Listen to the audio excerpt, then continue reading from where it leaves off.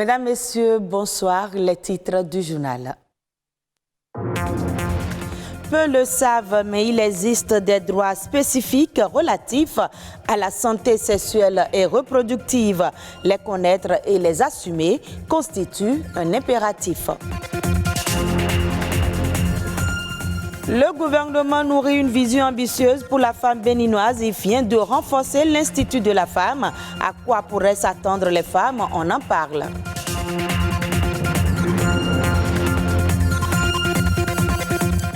Et puis ce 31 août, c'est la journée mondiale du blog. Les blogs sont accessibles à tous et sont devenus indispensables. On s'intéresse au mode efficace de protection de son blog sur Internet.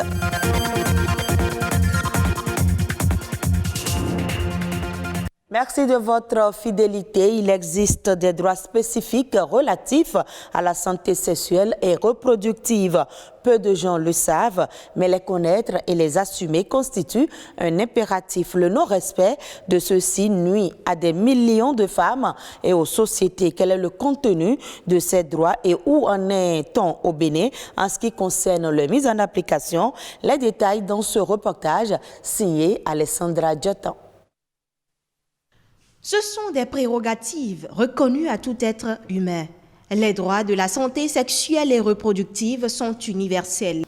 Au Bénin, ils sont consacrés par la loi du 3 mars 2003 relative à la santé sexuelle et à la reproduction. La santé d'abord, c'est quoi? C'est un état complet du bien-être physique, mental et social. Et non seulement l'absence de maladie et d'infirmité. Et lorsqu'on définit la santé ainsi, on la rattache à la reproduction. Et à cet effet, on parle beaucoup du droit à la santé des hommes, mais surtout des cibles particulières, les adolescents et jeunes et les femmes. Je vais citer des exemples pratiques. Vous voyez la femme qui est à la maison, qui a des ennuis de santé, mais qui est obligé d'attendre que son mari, qui a voyagé ou qui est allé dans un champ quelque part, ou s'entendre, doit revenir lui donner des instructions avant qu'elle ne décide d'aller à l'hôpital. Droit d'accès aux soins et services de santé, à la confidentialité, à la sécurité de la personne, droit à l'information et à l'éducation, et le droit à la non-discrimination sont entre autres droits reconnus. Spécifiquement, le droit à la santé reproductive sous-entend la capacité d'avoir une vie sexuelle satisfaisante et sûre, les moyens de se reproduire et la liberté de décider du nombre d'enfants voulus en temps voulu. Dans les hôpitaux et centres de santé, comme ici au Centre hospitalier universitaire de la mère et de l'enfant, CHUMEL, les agents ne ménagent pas leurs efforts pour sensibiliser à la planification familiale. C'est difficile, la planification familiale au Bénin, tout le monde sait ça. Les femmes n'aiment pas choisir, n'aiment pas venir faire la planification. Il suffit de choisir la méthode qui convient à chaque femme. Maintenant, si on utilise une méthode et que les effets secondaires ne sont pas supportables, on peut toujours changer. L'autre cible particulière quand on parle de droit à la santé sexuelle et reproductive, c'est le groupe des adolescents et jeunes. Lorsque nous avons une clinique de santé de la reproduction où des mamans de 40 ans, de 60 ans viennent pour des soins et l'adolescent de 16 ans, 18 ans viendra au même endroit, il y a un problème qui se pose. Les jeunes ont besoin de spécificité pour leur santé. Ils ont besoin de confidentialité.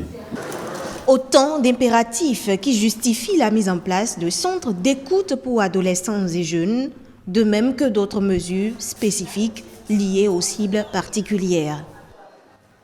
Et parlant de la femme, le gouvernement nourrit une vision ambitieuse pour la femme béninoise avec un accent particulier sur sa promotion et la lutte contre toutes les formes de violence à son égard. Une ambition qui passe par l'Institut national de la femme. Nouvelle formule, l'Institut a désormais de nouvelles attributions et va dorénavant être rattaché à la présidence de la République. Raimat Djibril Moriba est juriste spécialiste des questions du genre et nous présente ici l'avenir qui se dessine pour la femme béninoise. Avec la nouvelle réforme qui s'est opérée au niveau de l'Institut, nous pouvons voir désormais que les questions de femmes seront réglées de façon technique. Par exemple, l'Institut pourra rester en justice, elle pourra se constituer partie civile devant les juridictions pour porter les questions de discrimination liées au genre au niveau de nos tribunaux, de nos instances juridictionnelles. C'est déjà un état de choses vraiment louable. C'est très louable d'ailleurs parce que la femme ne peut pas elle seule aller par exemple se plaindre. Sa voix ne sera pas plus entendue que lorsque c'est l'Institut qui va à ces instances juridictionnelles pour régler les problèmes liés à son genre. Les nouveaux défis, c'est qu'elle plaide aussi pour le financement des femmes en politique. Parce qu'aujourd'hui, nous voyons quand même les femmes intellectuelles, les femmes cadres, les femmes bien formées, mais qui n'ont toujours pas la chance d'accéder à des instances de prise de décision, par exemple au Parlement, par exemple au gouvernement. Donc, il faut qu'on finance les femmes qui veulent bien aller dans l'action politique afin que cette question d'absence des femmes dans les instances de prise de décision soit une réalité dans notre pays. La part des femmes, c'est qu'elles s'imprègnent déjà des tests, des nouvelles décisions qui ont été prises au niveau de l'Institut pour pouvoir mieux comprendre son fonctionnement et savoir comment est-ce qu'elle peut se rapprocher de l'Institut. Surtout que aussi il y aura un centre d'écoute pour porter leurs différents problèmes à l'Institut. Parlons maintenant du blog qui est ce type de site internet particulier qui peut être présenté comme une sorte de journal intime publié sur la toile et accessible aux internautes du monde entier. Dans le cadre de la journée mondiale du blog célébrée ce 31 août, une équipe de notre rédaction s'est intéressée à l'aspect sécuritaire. Peut-on sécuriser son blog? La réponse est oui, mais comment procéder? Rodrigue Vavagüeto et Donatien Falola ont traité le sujet. Voici le reportage. Grâce et Digital Marketer tient également un journal personnel en ligne depuis 2016. Un an après la création de son blog, elle est victime d'un événement fâcheux. C'était en novembre 2017. Je faisais déjà 1 an. Donc, je voulais faire l'anniversaire de mon blog, les 1 an du blog. Je me connecte à mon blog et puis voilà ce que je vois. Et là, il y a Hacked by. Sur la page d'accueil, des inscriptions dans un langage qu'elle ne maîtrise pas. Elle n'a plus accès à son blog. Elle est victime d'un piratage. C'est vraiment épuisant en fait de perdre son site et tout ce qu'on a eu à faire pendant des années. Quand j'ai été piratée, j'ai perdu une partie du contenu. Pourtant, elle aurait pu éviter cela. Emmanuel est formateur en sécurité en ligne. Pour lui, la protection d'un blog est élémentaire. Il faut faire les mises à jour. Les pirates, les hackers, ils sont très forts. Ils génèrent souvent ce qu'on appelle les failles de sécurité. Quand on fait la mise à jour, ça permet en fait d'assurer une certaine sécurité sur le site. Maintenant, ça est beaucoup plus technique. Il y a des plugins qu'on installe, des extensions de sécurité qui peuvent en fait bloquer les connexions à votre blog. Il n'y a pas de sécurité fiable à 100%, mais par précaution, le mot d'ordre reste la vigilance. Le mieux à faire, en fait, c'est d'être vraiment vigilant et d'utiliser des astuces, de renouveler souvent son mot de passe, d'éviter les Wi-Fi trop gratuits, les Wi-Fi publics surtout, où les gens peuvent facilement copier vos données ou pirater votre blog. Le blog est le reflet de la personnalité de son propriétaire. En assurant la sécurité de son blog, le blogueur se protège lui-même et protège ses lecteurs. Et des sujets ont également marqué l'actualité internationale. Je vous invite à suivre Eco Inter, une présentation de Rodrigue Babagbeto.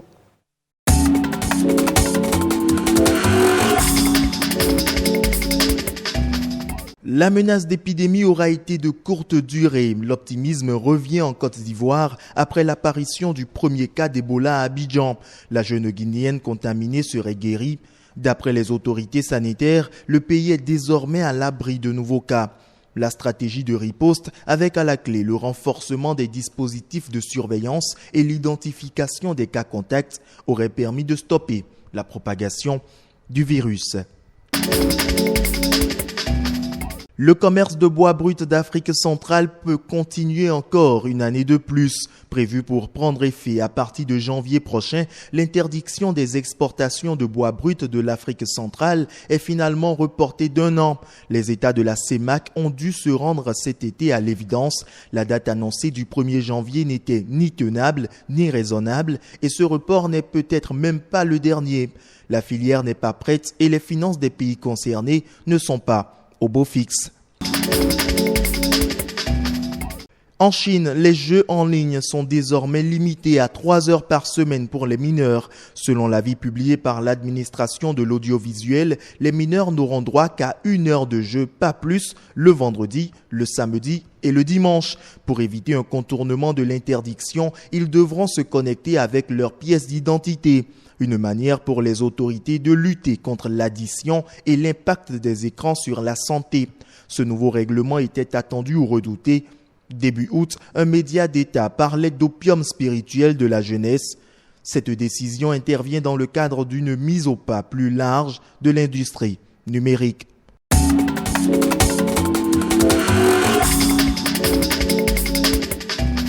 Au Sénégal, les prix des produits de base connaissent une forte augmentation. Riz, huile, sucre.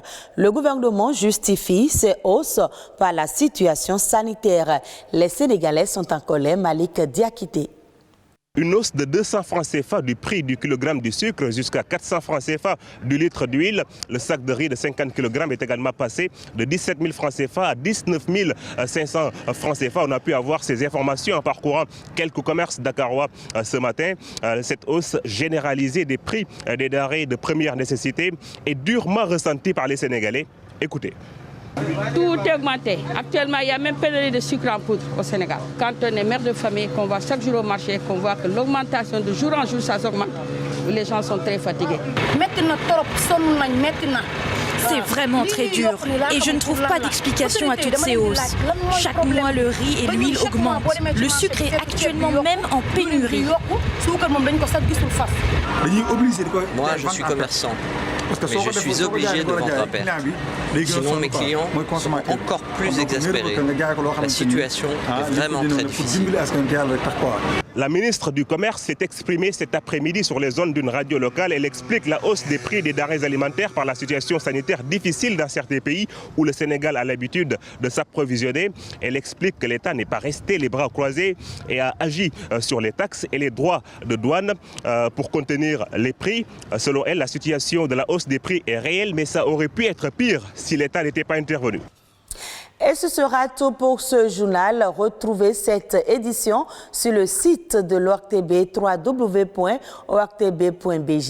Merci à vous de nous avoir suivis et très bonne suite des programmes de BB24.